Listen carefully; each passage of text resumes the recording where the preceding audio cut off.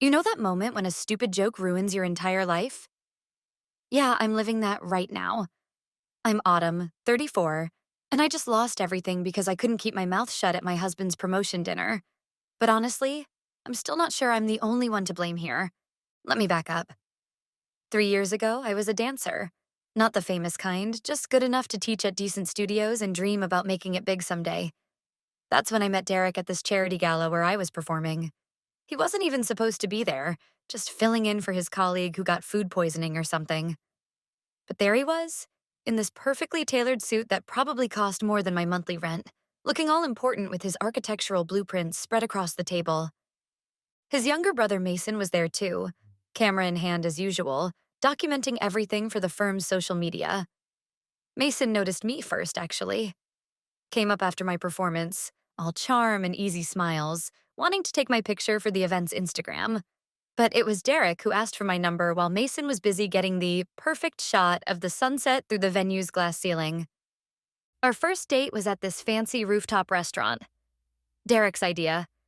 He ordered this ridiculous tasting menu and actually listened when I talked about wanting to open my own Pilates studio.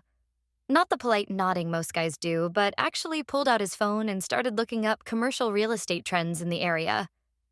The fact that he made partner-level money at his firm didn't hurt either. After years of counting pennies between dance gigs, the idea of that kind of security was pretty appealing. Plus, his travel schedule for international projects meant I'd have plenty of time for my own thing. It seemed perfect. The wedding happened fast. Maybe too fast, looking back. But when you're in your 30s and your mom keeps sending you those awful articles about fertility dropping off a cliff at 35, and your younger sister just had her second kid, well, Derek seemed like the complete package. Stable career, supportive of my dreams, and came with this picture-perfect family that was already planning our future kids' names. Mason was the best man, and that's when things got complicated. During the wedding planning, we spent a lot of time together, the three of us. Mason would show up at my dance studio with coffee, claiming he needed practice shooting movement portraits for some client. He'd make these little comments about how I was too creative for his straight-laced brother, and I'd laugh them off. But something about those words stuck with me, burrowing deep where I didn't even notice them taking root. The wedding was beautiful. At least that's what everyone's Instagram post said. What I remember most was Mason's best man speech. He talked about how Derek had always been the responsible one, the one who made their parents proud, while he was the free spirit who chose to chase light and shadows around the world with his camera. The way he told it, though, it was like he was proud of being the wild one, the artist. I caught myself wondering what life would be like with someone who saw the world the way I did, instead of someone who saw it through blueprint grids and profit margins. I should have known then that I was setting myself up for disaster. But I was too busy playing the perfect wife, the up-and-coming Pilates instructor, too busy convincing myself that Derek's stability and Mason's creativity weren't mutually exclusive in my life. Too busy walking a tightrope between two brothers to notice I was about to fall. And fall I did. But that comes later. First, you need to understand about the studio and the social media campaign and why I started spending so much time on Mason's Instagram feed. Because that's where it all really began to unravel, even if I didn't see it then. I bet Derek saw it, though.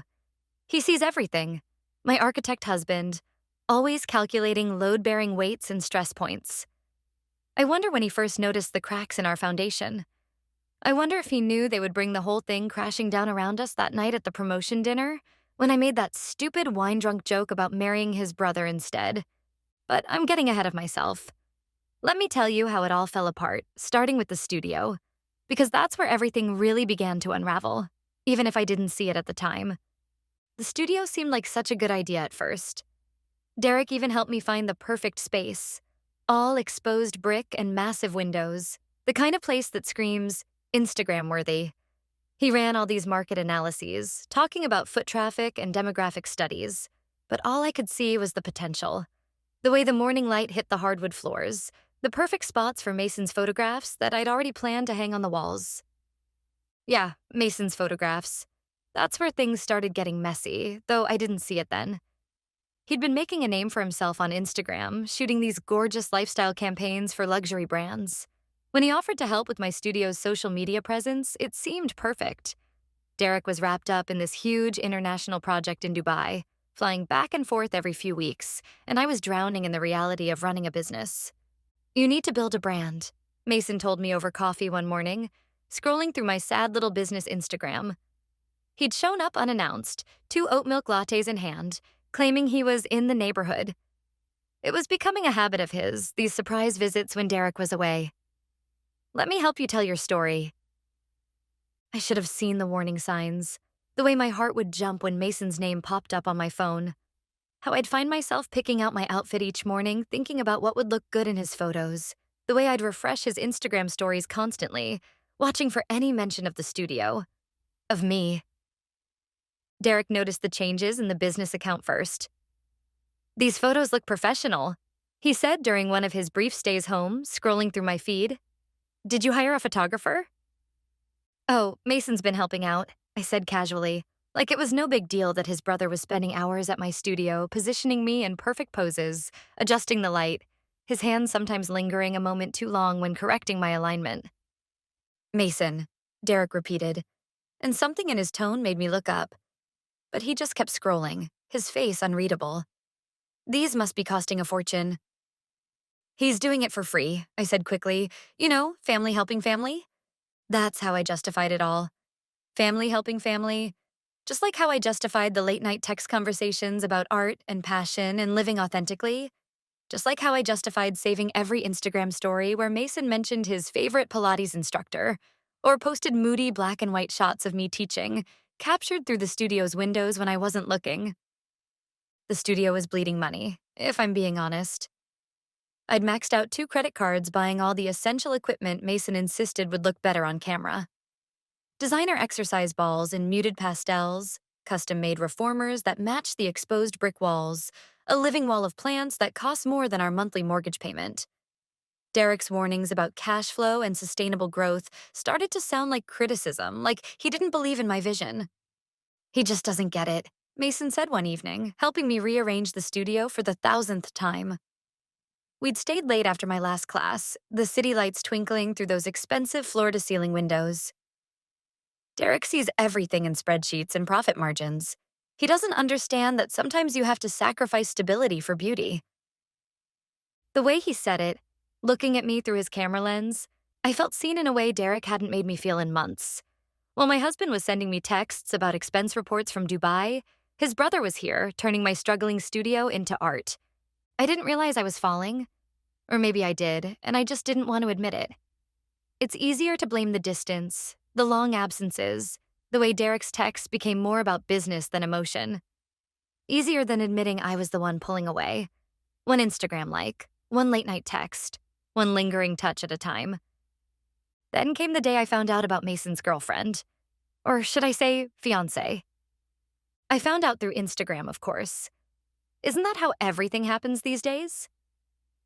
A casual scroll through my feed at 2 a.m., waiting for Derek's flight to land in Dubai, when I saw it.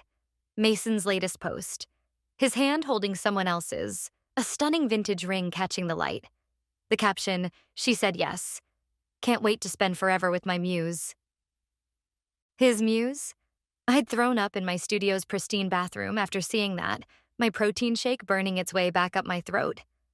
All those photos he'd taken of me, all those late-night conversations about art and passion and understanding.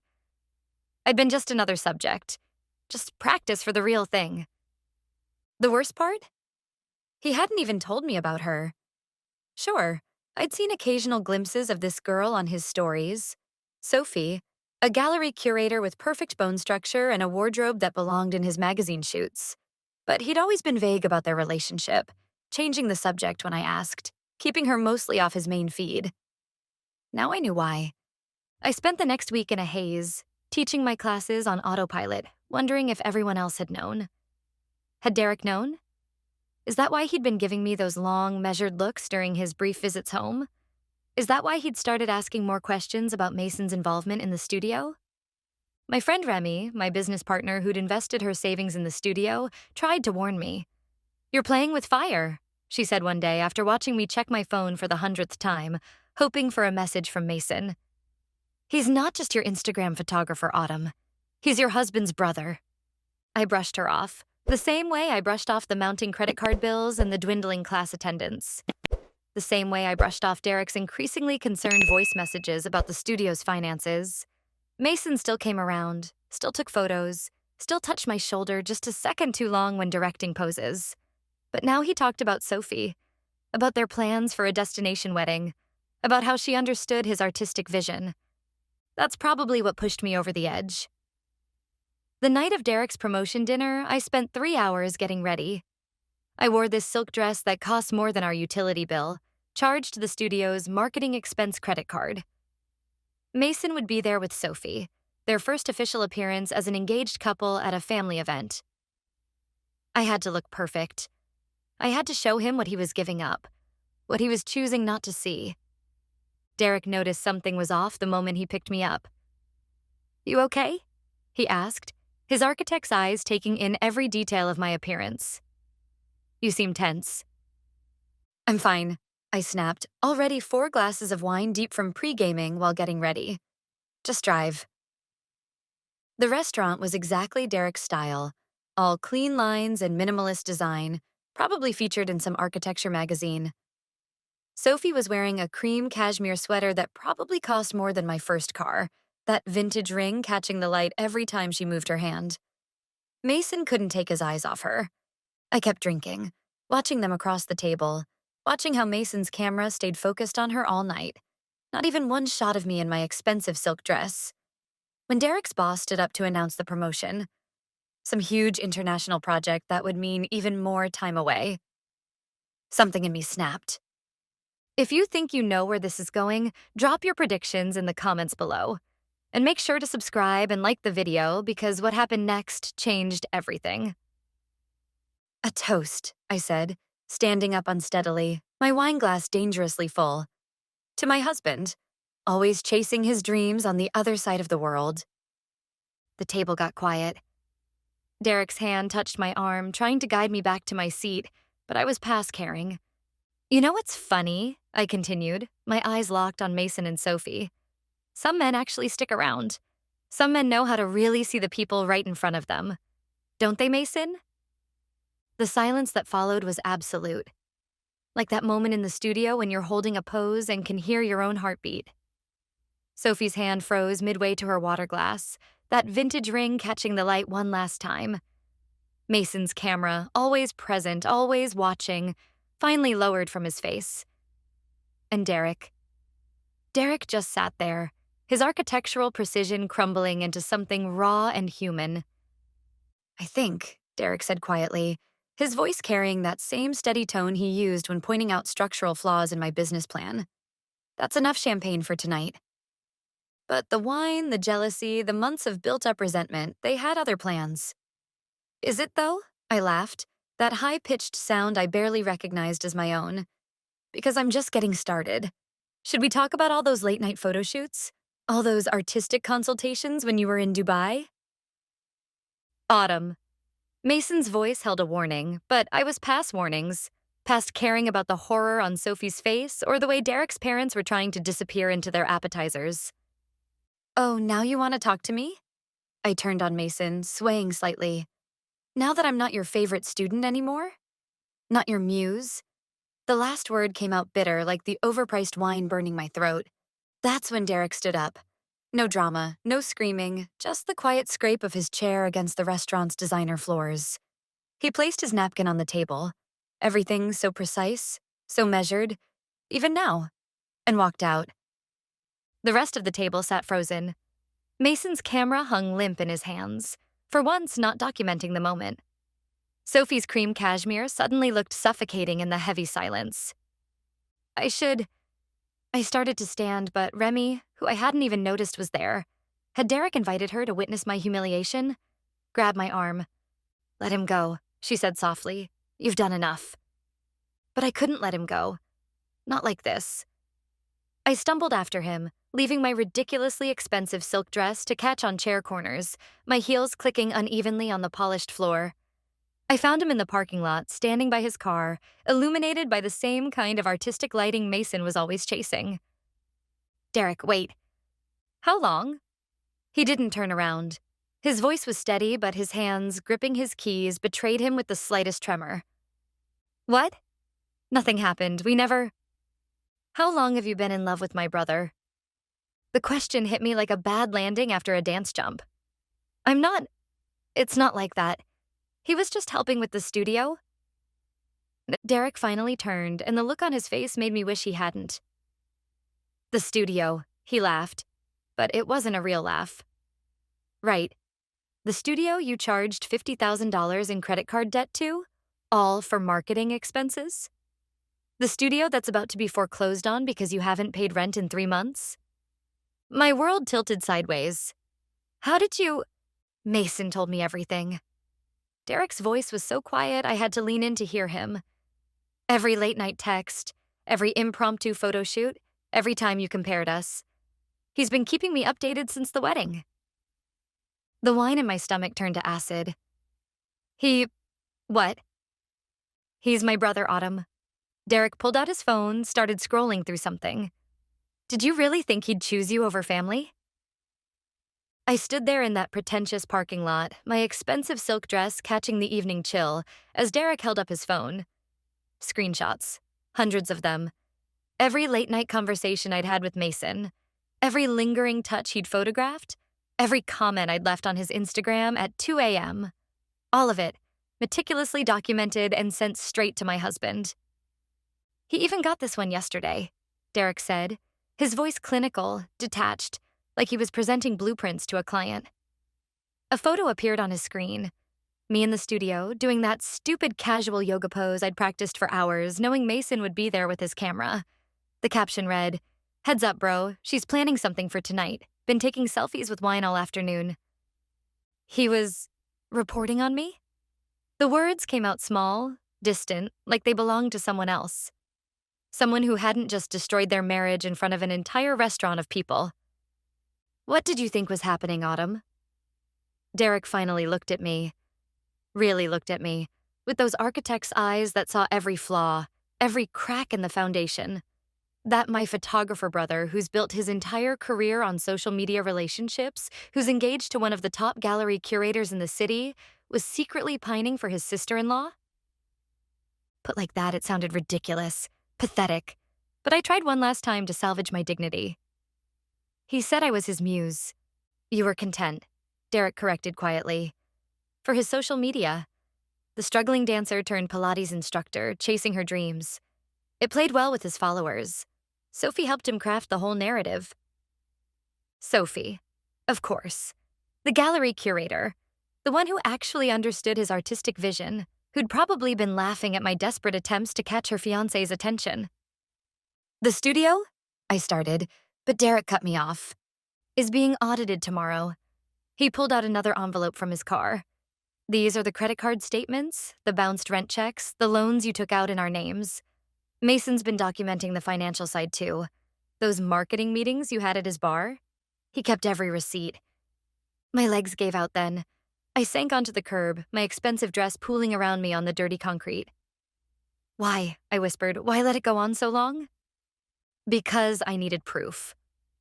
Derek's voice finally cracked, just slightly. Because every time I confronted you about the late nights, the spending, the inappropriate comments, you made me feel crazy. You made me think I was being paranoid, untrusting. So Mason offered to help. To get evidence of what we both knew was happening.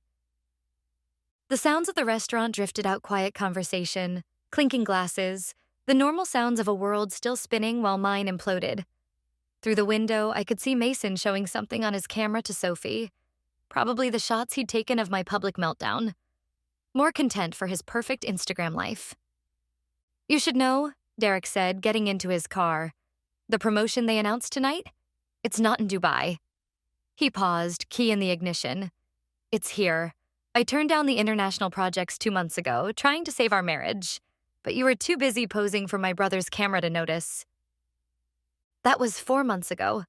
Now I'm living in Remy's guest room. Well, more like her home office with an air mattress shoved in the corner. Turns out when your soon-to-be ex-husband has screenshots of you emotionally cheating with his brother, you don't get to keep the house. Especially when you've secretly maxed out every credit card you could get your hands on. The studio? Gone. Turns out those marketing expenses Mason encouraged weren't just expensive, they were illegal. Something about fraudulent business reporting and misappropriated funds. I stopped listening during the audit when I realized Remy had known too.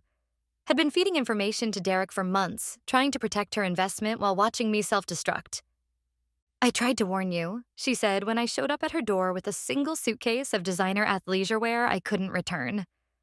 But you were so convinced Mason was your soulmate, you couldn't see he was just collecting content. Content. That's what I was. That's all I ever was. Every vulnerable moment, every late-night confession, every lingering touch. Just material for Mason's perfect social media narrative. The struggling artist, the temptress sister-in-law, the cautionary tale. I found out later that Sophie had helped craft the whole thing. Those times Mason was vague about their relationship? Strategic. Those late-night photography sessions? All approved by her. Documented for their eventual relationship transparency post about maintaining boundaries with difficult in-laws. Mason and Sophie's wedding photos went viral last week. Some big magazines spread about modern romance and artistic partnerships. In one shot, I spotted Derek in the background, laughing with some woman I didn't recognize. He looked happy, relaxed. Like the weight of my delusions had finally lifted from his shoulders. I tried stalking them all on Instagram, but I'm blocked. Not just by Mason and Derek, but by every mutual friend who witnessed my meltdown at the dinner. Even my former Pilates clients have unfollowed me. Apparently, no one wants workout inspiration from someone who lost their studio, their marriage, and their dignity in one wine-soaked evening. Last night, I drove past our old house, Derek's house now. Through the window, I could see him at the dining room table with that woman from the wedding photos. They were looking at something on a laptop, probably one of his projects. She pointed at the screen, and he smiled. That real smile I hadn't seen in months before everything fell apart. The laptop looked familiar. The same one he'd given me for our anniversary, the one loaded with accounting software I never used. The irony isn't lost on me. While I was busy chasing an Instagram fantasy with his brother, my husband had been trying to ground me in reality. While I was posing for Mason's camera, Derek had been trying to save me from myself. Sometimes I wish I could go back to that dinner. Take back that stupid joke about marrying the wrong brother. But the truth is, it wasn't really about Mason at all. It was about me, refusing to see what was right in front of me, choosing the perfect filter over the messy reality. Yesterday, I started teaching basic yoga classes at the YMCA. The lighting is terrible, the floors are scuffed, and nobody cares about creating content for social media. But for the first time in months, when I look in the mirror, I'm starting to see myself clearly. Even if I don't particularly like what I see. Sometimes late at night, when I'm scrolling through my empty social media feeds on my cracked phone screen, I think about filters. Not just the Instagram kind that made my studio look successful and my marriage look perfect, but the ones we put on reality. I lost everything chasing a fantasy that only existed through a camera lens. My marriage to a man who saw me clearly, traded for the illusion of being someone else's muse. A whole life, filtered into nothing. You want to know the real joke? It's not that I said I married the wrong brother. It's that I had the right one all along. I was just too busy posing for someone else's camera to notice. Here's the truth. Unfiltered. Real love doesn't need perfect lighting. Real connections don't need an audience. And sometimes, the most beautiful moments are the ones that never make it to social media. I'm learning to live without filters now. It's not pretty. It's not Instagram-worthy. But at least it's real. And real, I'm starting to realize, is worth more than all the likes in the world. If my story resonated with you, if you've ever found yourself choosing the filtered version of life over reality, then maybe someone else you know needs to hear this too. Share it with them. Sometimes the most important wake-up calls come from strangers who've already lived our mistakes. I'll be sharing more stories about love, loss, and the lies we tell ourselves. The kind of truth that doesn't make it to social media. Hit follow to hear them first. Trust me, some of these stories might just save you from making the mistakes I did. And hey, leave a comment if you've ever caught yourself choosing the perfect picture over the messy reality. You're not alone. Remember, likes are temporary, but regret, that sticks around way longer than any trending filter.